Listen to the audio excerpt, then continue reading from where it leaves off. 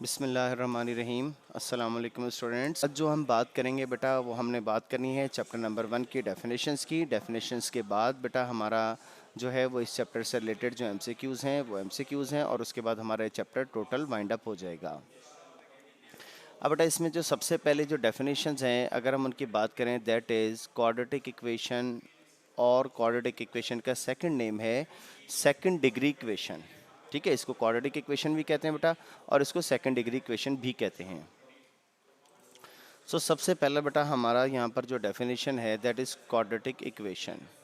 अच्छा, quadratic equation बेटा किसी भी ऐसी इक्वेशन को कहते हैं जिसमें वेरिएबल की हाईएस्ट पावर 2 हो। फॉर एग्जांपल अब इसमें वेरिएबल सिर्फ और सिर्फ दो जगह पर यूज़ हो रहा है, एक की एक्स स्क्वायर की फॉर्म में और एक एक्स रेज़ टू पावर 1 की फॉर्म में। तो इसमें दोनों में अगर हम इनको कंपेयर करें और हाईएस्ट देखें तो हाईएस्ट डिग्री हमारे पास क्या है बेटा 2 है। इसे हम नाम देते हैं क्वाड्रेटिक इक्वेशन का।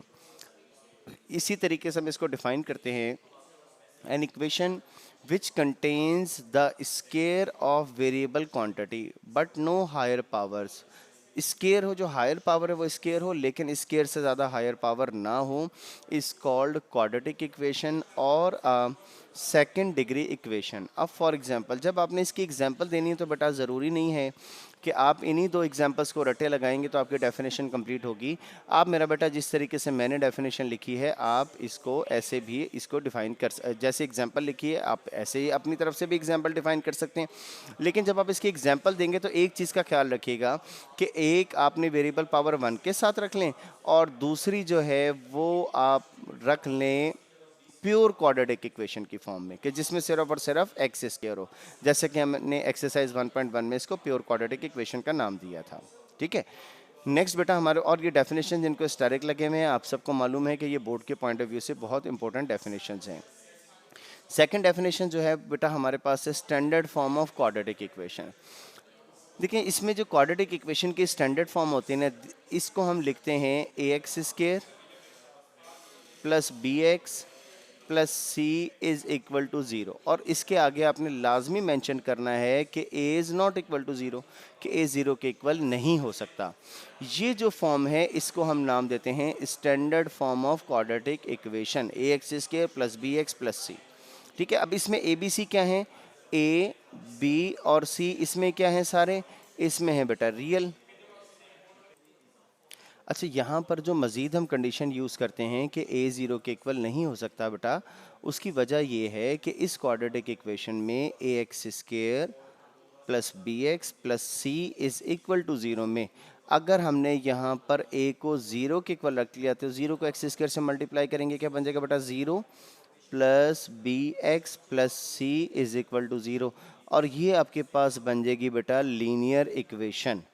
ठीक है, तो ये बेटा याद रखिएगा और ये शॉर्ट क्वेश्चन के लिए भी इंपॉर्टेंट है, मैं यहाँ पर मेंशन कर देता हूँ। अंडर चलें वो आ रहा है, नेक्स्ट डेफिनेशन आ रही है, फिर हम इसी को डिस्कस कर लेंगे। यहाँ पर अभी आपके पास डेफिनेशन थी standard form of quadratic equation की। A second degree equation in one variable x is of the form a x square plus b x plus c is equal to 0, a is not equal to 0 and a b c are real number is called general or standard form of quadratic equation। ठीक है, अच्छा अब जैसे मैंने अगली बात ये की कि अगर a को हम 0 पुट करेंगे तो बेटा क्या होगा, ये हमारी नेक्स्ट डेफिनेशन है और ये बोर्ड के पॉइंट ऑफ व्यू से बहुत इंपॉर्टेंट क्वेश्चन है जो इस तरीके से आता है, under what condition a quadratic equation could be reduce to linear equation, कि वो कौन सी शर्त है जिसके तहत किसी भी क्वाड्रेटिक इक्वेशन को लीनियर इक्वेशन में कन्वर्ट किया जा सकता है। ठीक है, तो वो कौन सी कंडीशन है कि अगर ए को जीरो पुट कर दें, ए को जीरो के इक्वल कंसिडर कर लें तो जो क्वाड्रेटिक इक्वेशन है वो कौन सी इक्वेशन बन जाएगी बेटा, लीनियर इक्वेशन। तो यही सोल्यूशन लिखा है, यही स्टेटमेंट भी है, reduction of quadratic equation two linear equation. ये जो रिडक्शन है ये वर्ड रिड्यूस से है कि किसी भी क्वाड्रेटिक इक्वेशन को लीनियर इक्वेशन में कैसे रिड्यूस किया जाता है। We know that standard form of quadratic equation is a x square plus b x plus c is equal to zero. इस इक्वेशन में अगर a ज़ीरो के इक्वल हो जाए, if a is equal to zero then equation reduces to a linear equation that is b x plus c is equal to zero. इसके बाद जो बेटा हमारे पास डेफिनेशन है that is pure quadratic equation. अब प्योर क्वाड्रेटिक इक्वेशन, अगर आपके पास एक इक्वेशन है a x square plus b x plus c is equal to zero. इस प्योर क्वाड्रेटिक इक्वेशन में अगर आप b को, प्योर क्वाड्रेटिक इक्वेशन कैसे बनेगी, अगर आप b को जीरो के इक्वल पुट कर दें तो ये आपके पास क्या बन जाएगा ए एक्स स्क्वायर, b को जीरो के इक्वल पुट किया तो जीरो को x से मल्टीप्लाई किया जीरो, बाकी आपके पास क्या रह गया plus c is equal to zero. तो ये कौन सी फॉर्म बन गई बेटा, प्योर क्वाड्रेटिक इक्वेशन, जिसे हम पढ़ते हैं एक्स स्क्वायर प्लस 16 वगैरह इज इक्वल टू जीरो, कि जिसमें सिर्फ x की हाईएस्ट पावर है और कांस्टेंट है। ठीक है, इसी तरीके से यहाँ पर बेटा डेफिनेशन है प्योर क्वाड्रेटिक इक्वेशन की। we know that standard form of quadratic equation is ax square plus bx plus c is equal to 0. If b is equal to 0, then equation becomes ax square plus c is called pure quadratic equation. For example, x square minus 16 is equal to 0, 4x square is equal to 7 are pure quadratic equations. ठीक है, next है बेटा आपके पास solution of quadratic equation. बहुत पुरानी बात होगी बेटा, बहुत बार रिपीटेडली हमने इसको यूज़ किया है।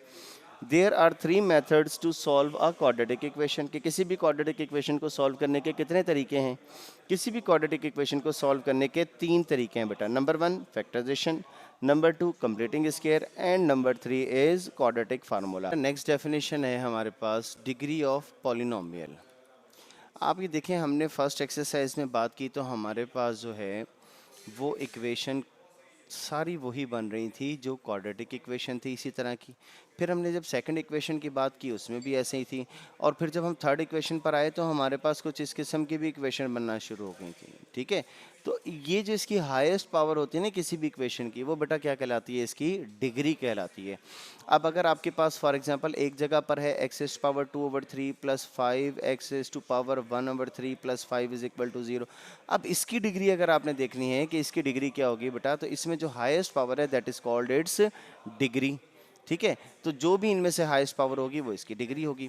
तो हर इक्वेशन की डिग्री जो है वो इस एक्सरसाइज 1.1 और 1.2 में तो सेम है, सबकी डिग्री 2 है, लेकिन 1.3 के जो क्वेश्चन है बेटा उनमें जो डिग्रीज हैं वो मुख्तलिफ हैं।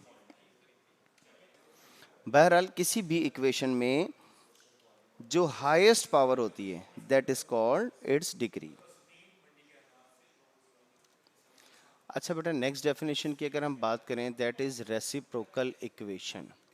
अच्छा, ये जिस तरीके से एग्जांपल दी गई है हमारे पास इक्वेशन थी, जैसे इक्वेशन है इसी को हम कंसिडर कर लेते हैं -3x³ plus 7x² -3x plus 2 is equal to 0। अच्छा बेटा, इसको हमने क्वाड्रेटिक बनाने के लिए हम क्या करते थे, इसको तमाम टर्म्स x² से डिवाइड कर देते हैं। इसकी तमाम टर्म्स को बेटा x² से डिवाइड करना है।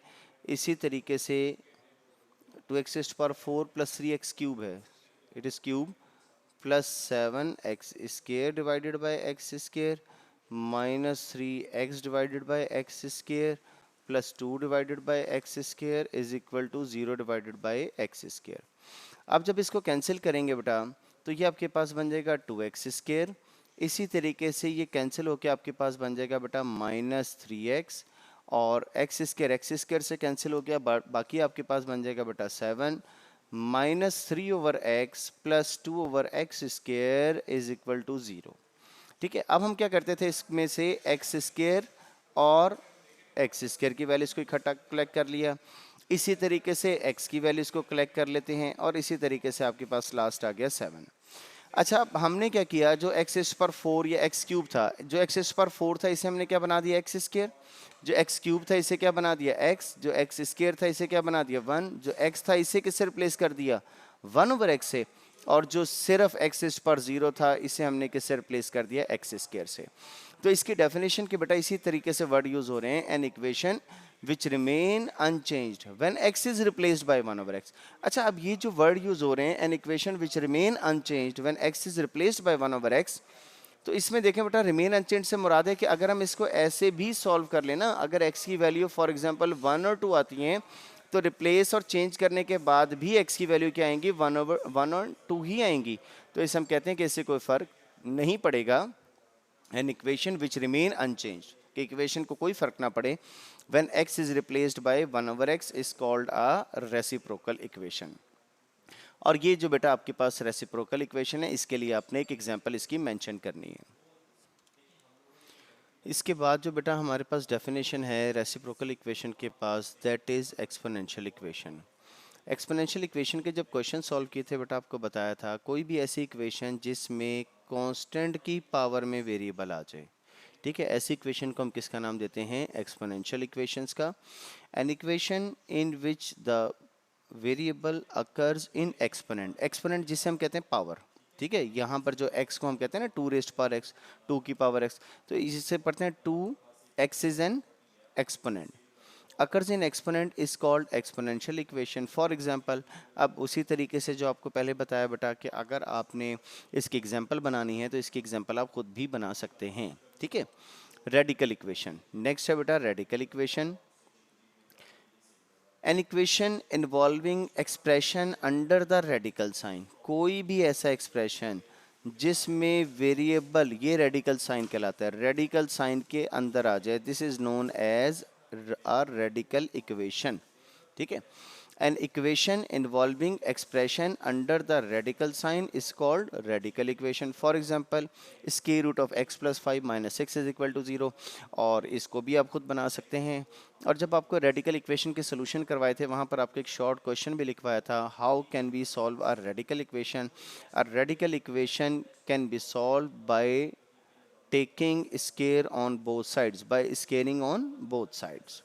और एक्सट्रेनियस रूट, रेडिकल इक्वेशन के जब हमने चेक किया तो बहुत सारे रूट ऐसे होते थे जो मेरा बेटा इक्वेशन को सेटिस्फाई नहीं करते थे, ठीक है, आते तो रेडिकल इक्वेशन से थे लेकिन रेडिकल इक्वेशन को सेटिस्फाई नहीं करते थे, तो ऐसे रूट्स को हम किसका नाम देते थे, एक्सट्रेनियस रूट का।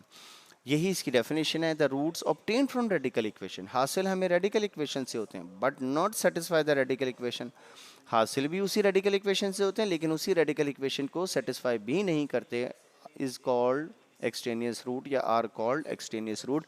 कोई भी ऐसे रूट बेटा जो रेडिकल इक्वेशन से हासिल हों बट रेडिकल इक्वेशन को ट्रू प्रूफ ना कर सकें, that are called extraneous roots. ये बेटा इसकी डेफिनेशन जो है सारी, ये बोर्ड के पॉइंट ऑफ व्यू से बहुत इंपॉर्टेंट है। इसके बाद है मेरा बेटा आपके पास इसके एमसीक्यूज। आज का दिन मेरा बेटा मैं आप सब बच्चों को दे रहा हूँ, जिन बच्चों के पास एमसीक्यूज के नोट्स नहीं हैं वो बेटा एकेडमी से कलेक्ट कर लें। एकेडमी से कलेक्ट करने के बाद आप लोगों ने ये जो एमसीक्यूज हैं, टोटल इसके एमसीक्यूज आर 23 नंबर्स, टोटल 23 इसके एमसीक्यूज हैं। ये बेटा आप लोगों ने एमसीक्यूज के नोट्स एकेडमी से कलेक्ट कर लें। कलेक्ट करने के बाद बेटा कल तक ये आप लोगों ने सारे 23 एमसीक्यूज पढ़ने हैं। पढ़ने के बाद इनके जिसकी जो सॉल्यूशन है उसके अपने आंसर पुट करने, आंसर मार्क करने। आंसर मार्क करेंगे बेटा, कल इंशाल्लाह ताला मैं आपसे डिस्कस करूंगा कि कौन कौन से एमसीक्यूज का क्या क्या आंसर आएगी हम डिटेल में, और फिर आप लोगों के चेक भी हो जाएंगे कि कहीं किसी बच्चे का कोई एमसीक्यू गलत तो नहीं था, ठीक है। पहले आप सॉल्व कर लें, सबको मार्क कर लें, जो ना समझ में आए उसको रहने दें, वो जब हम डिस्कस करेंगे तो बेटा आप लोगों का वो क्लियर हो जाएगा, ठीक है। कल बेटा इंशाल्लाह ताला इसके हम एमसीक्यूज करेंगे। आज के लिए मेरा बेटा इतना ही। ज़िंदगी बखैर, नेक्स्ट लेक्चर में कल मुलाकात होगी बेटा। अल्लाह हाफिज़।